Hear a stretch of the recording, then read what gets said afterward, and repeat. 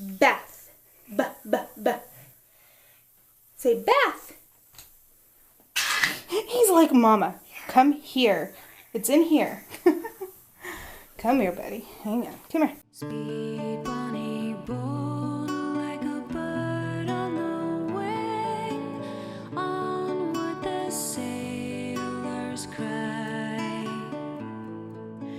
Carry the lad that's born to be king over the sea to sky. Good morning, y'all. So it is like 8-ish. No, it's probably not even 8 o'clock yet, actually. I got Zoe and Aiden on the bus. Aiden was feeling a lot better this morning. I didn't notice a fever or anything like that. Yeah. It's just a normal Friday, I guess. I have a lot to do today, though. I think I'm going to put down the camera and I'm just going to clean. I'm just going to clean and do laundry and kind of just focus on the house because I'm very easily distracted, and I'm just gonna put the camera down and clean up, and then I'll vlog again like this afternoon or something. Yes, I'm drinking coffee. Don't judge me. Don't judge me. I'm not supposed to have coffee until after this weekend. I can't help it. I'm out of my detox tea, and I think that's why I'm resorting back to the coffee. This is only day 2 that I'm actually having it, and I'm only gonna have 1 cup.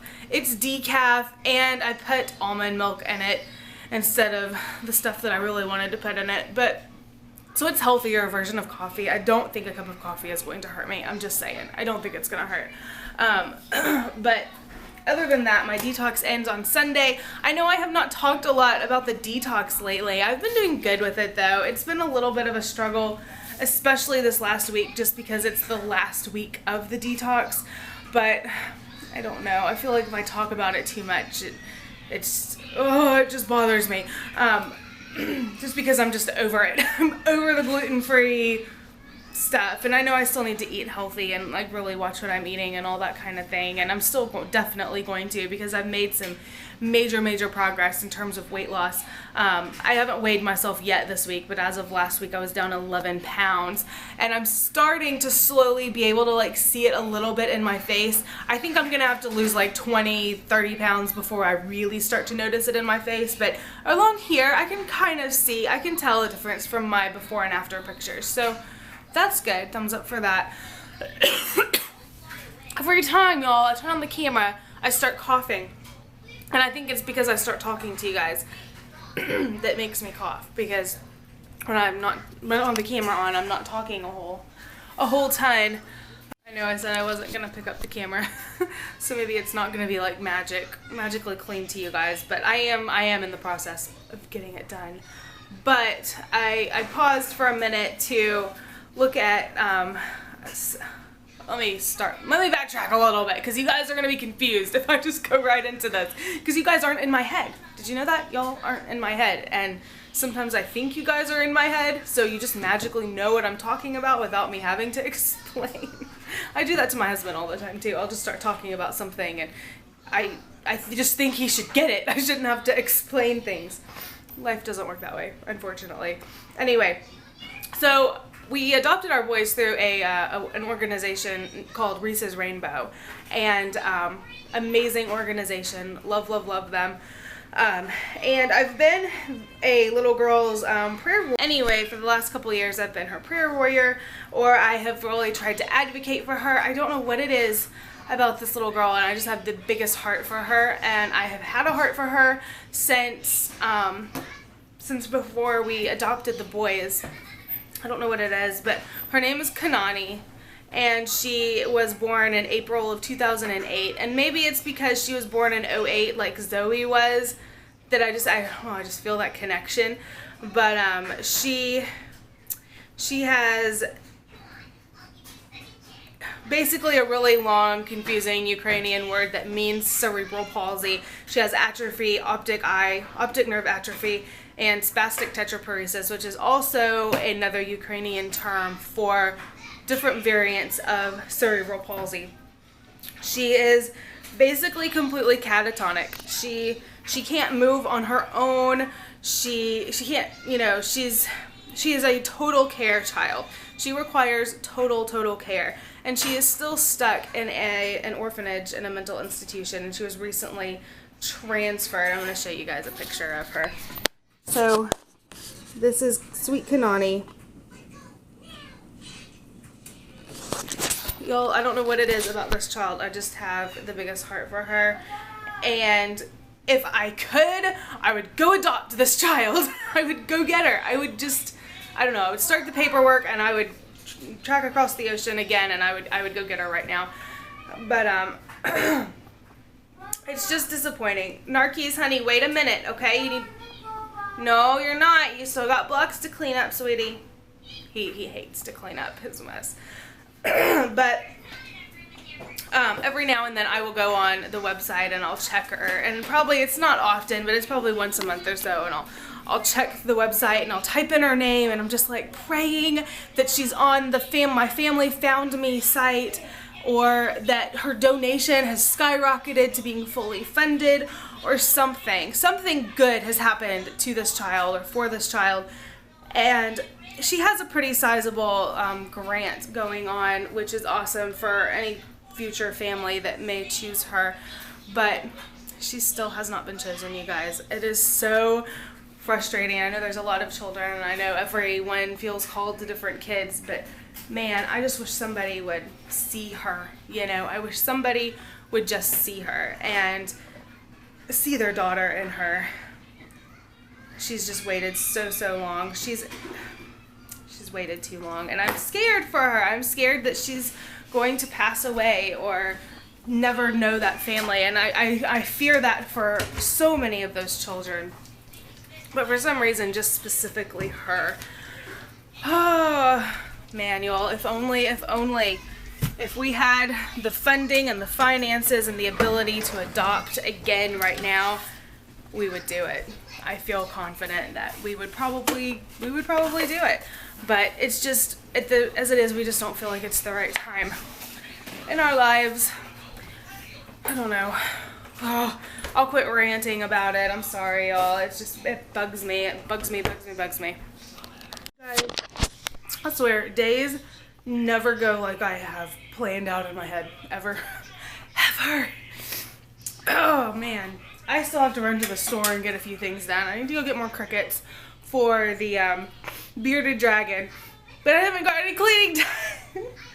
Because things just started piling up, and then I started getting some emails, so I was trying to help some people on that side, and I got to talking to my husband, and yeah, so I did a video recently, actually like a week ago, and I said, it was called No More Kids, and I said, you know, how we felt very complete, and we felt like we didn't really want any more kids, and we just felt good, and that is still the case. We still feel like right now our family is complete for now, and we have no interest in like pursuing anything at this time. However, my husband and I have recently, like really recently, decided that that we're open, that we're always going to be open to adoption, always. So if in the future, for whatever reason, when the Lord calls, we want to go back to Ukraine. But basically, the last couple of months, you guys, I've really felt strongly pulled back into the adoption community. And not that I ever left the adoption community, I definitely did not leave, but we've just been so busy with our boys and surgeries and therapies, and it's just been hard to really keep up with other adopting families. But recently I have felt some clarity and some peace, and I've been going back to it and really supporting people, and you know, I hate that I ever really got away from any of that. It wasn't intentional. It just, you know, life, you guys, life. But my husband and I were talking this morning, and we just feel, we've always known we're supposed to go back to Ukraine. We've always known that. But I think we were kind of in denial that we were supposed to go back to adopt. We were kind of like, oh, we're going to go back and we're going to just do mission work, or, you know, something like that, which we still very well may do. I keep getting interrupted and I lose my train of thought. Anyway, we've just always known that we want to go back, and I don't know. I can't really get into like the whole story because for privacy reasons with the person we've been talking to, but basically we know that we want to go back someday. And we feel like someday God is going to say, it's time, pack your bags, you have another child that's waiting for you. And we do strongly feel that one day that's going to happen. However, we do not feel that that day is now. We do not even feel that that day is coming soon. That day could be years from now. You know, we don't know. We can't predict the future. We have no idea. All we can do is trust and have faith in where we are in our lives right now. And right now, God wants us here, and God wants us focusing on our lives. But we're definitely feeling that stirring, you know, to start preparing our hearts, preparing our home, and preparing ourselves spiritually to someday go on this journey again. Because we believe someday it will happen. But that day is not today. But it's kind of exciting to know that, you know, someday. Someday. There's just so many kids, y'all. There's so many kids, and it's like, if I have the ability to bring even one more home into a family, we want to do that. We really, really want to do that. And I don't know, we would probably adopt special needs again. I don't know that we would adopt a child with such significant special needs as our boys, just because we need a balance and we have to think of all of our children and attention wise and, you know, all of that kind of stuff. We want all of our kids to be emotionally stable, and ideally, if we ever go back, we would love to take the girls with us.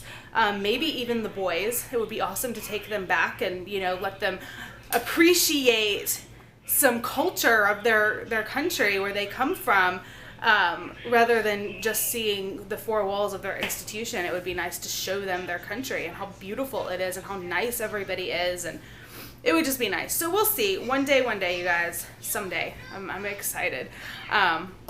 And I'm always the type of person who's overly anxious and like, oh, I want to go now. I really want to go now. But I do strongly feel that it is not time yet. Oh, I'm thinking I may just have to tackle some of this after they go to bed. I keep checking the time. It's 4:17 now, and they don't go to bed till like 6:37 on Fridays, which they should go to bed a little later, to be honest. But my husband is not even going to be home probably till like 8:39 tonight. So I'll have a little bit of like free time, I guess, once they're in bed to get all this stuff done. But y'all, I just hate working after they're in bed. Other than editing the vlog. I don't mind editing the vlog, but like, I don't like doing housework after they've gone to bed because I do housework all day. Yeah, buddy. Papa, I've got it, sweetie, but thank you so much. You're helping me by just keeping me company right here. Yeah. He loves to help, and usually I'll let him, like, I'll get a laundry basket and let him, like, put some clothes in it and stuff, but, like, this is, like, serious folding time, like, I've got to get it done, and bless his heart, he tries, but he literally just messes up all my piles. No! I know you want to help. Here, I'll tell you what, here, I'll get you this. I'm going to put a few in here. Can you come sit over here? Go sit over there. And then you can take some out of that bucket and try to fold them on your own, okay? Yeah, you gonna do that? Yeah. All right. Y'all, my house is a madhouse. Do you guys hear all of that? Do you guys hear it? Do you hear the insanity? Aiden is like in the back room, he's playing, and I've checked on him multiple times. He's just playing, but he's being so loud, and he's screaming as loud as he possibly can. The girls are fighting. I mean, like, fighting every few seconds, and it's Piper's fault today because she's just, I don't know, y'all. I don't know. It's just one of those days, and I'm home by myself because my husband is at his motorcycle course, and Narquise is the only one sitting here being sweet boy. Sit. Yes, you're being sweet. Sit. You're being my lovey boy, Piper. Bobby. Okay, that's fine. You can play right there, but just don't mess up the clothes. I'm sitting here trying to fold clothing and get all this laundry done. Papa. But then, like, every half a second, Piper comes and jumps on me, or they start fighting, or Aiden falls and I have to go check it out. See, it's already starting. Hand it here, I'll turn it on for you. Hey, instead of getting upset, you need to look at Mommy and say, Mommy, it doesn't work. Would you please fix it for me? Please fix it for me. Thank you. That's the nice way to ask. Here, take it. Play with me. Got your puppy, huh? It's actually Aiden's puppy that he's playing with. Is it your puppy? Yes. Oh, okay. You use it more than Aiden does, huh? Yeah. Yeah. Y'all, I don't think he feels good still. I think he's still kind of creepy a little bit. He keeps wiping his nose, and I don't know. He's very clingy today too, because he's usually not like this. Like usually when I sit on the floor, like he wants to go play with the girls and do other things, but he's just being a lovey boy today, and that's okay. Yeah, that's okay. You don't have to. You can stay right here with Mommy. You can stay right here. You're being a good boy. Noah. No. Oh my pillow. Just one. 4, 4, 10.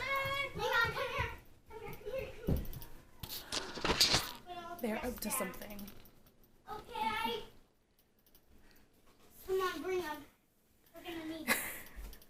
I need your pillows, Mama. You're not sneaky. I am. I was trying. Oh, hello, y'all. Oh, wow. It's heaven. I'm in heaven, you guys. Oh. Anyway, they were sneaking upstairs, and Piper was like tiptoeing, and she's like, I'm gonna sneak them. I'm gonna sneak them. And then she was walking by with my husband, and I was pillows off of our bed, which technically she knows she's not supposed to touch, but whatever. It's only me tonight. I'm gonna let it slide because I will let them do whatever as long as they're behaving themselves so I can get all of this done.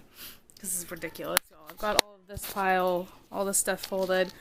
This is hanging stuff, my husband and I stuff, and then I've got this much left and then that basket left. And then I'm done with the laundry for tonight, so I think I can get it done in about 30 minutes if they stay down there and play and stay entertained for a few minutes. So I have made a significant dent in the laundry. I still have about half to go, you guys. So every evening, probably around like 5:30-ish, I can look out my window and kind of wait a few minutes, and there's this really old man that lives in my neighborhood, and he's so cute. He's adorable. He wears his long bathrobe, his silk pajama bottoms, his silk pajama shirt underneath the long robe. He has a cigar in his mouth, and he's walking his little chihuahua down the street every evening, and it is just the funniest thing in the world to me. And if I didn't think that it was like disrespecting him, I would totally film it for you guys, but it is the cutest thing ever. It's just like, I don't know, it looks like a scene out of a movie, and then the chihuahua just throws it completely off. But okay, let's see. Back, focus. Laundry. I have this left to put up. I've got this to put up, and I need to still fold those two. I guess I really haven't gotten that much done. My pixie dress is ruined. What are we gonna do with them, Narkies? Oh! Stop! Oh. Look, I'm a pixie! Yes, go play. Hey. Listen, if y'all are gonna be rowdy, then you can't be in here, okay? Because I'm trying to get all the laundry folded. She licked me. Piper. Stop! Stop! 2, 4. Stop! You already gave me enough hugs, and that's enough. Y'all. How do I function on a daily basis? I have a headache. It's official. Hey. Hi. You're being good. 10, 4. You tell him, dude. He's counting. He's like, 10, 9, 8. Behave. Counting does not work. They are past the stage where counting is effective at all. 10, 4. You tell him, buddy. Sassy. He's trying to help me hang up clothes. Oh my gracious me. Mama. Yes, you're helping me, buddy.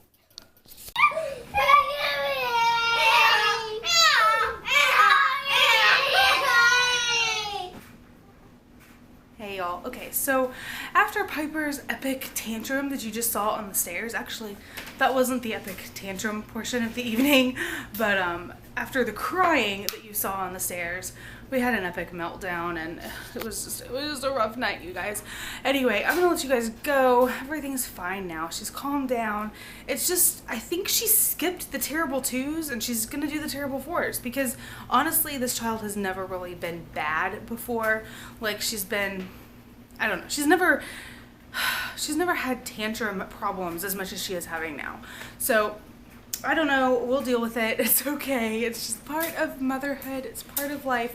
But anyway, I'm gonna let you guys go. I just got all the kids in bed. I'm tired, and I still have to clean so much, you guys, because Piper literally took up the last 2 hours of the night. So it's okay.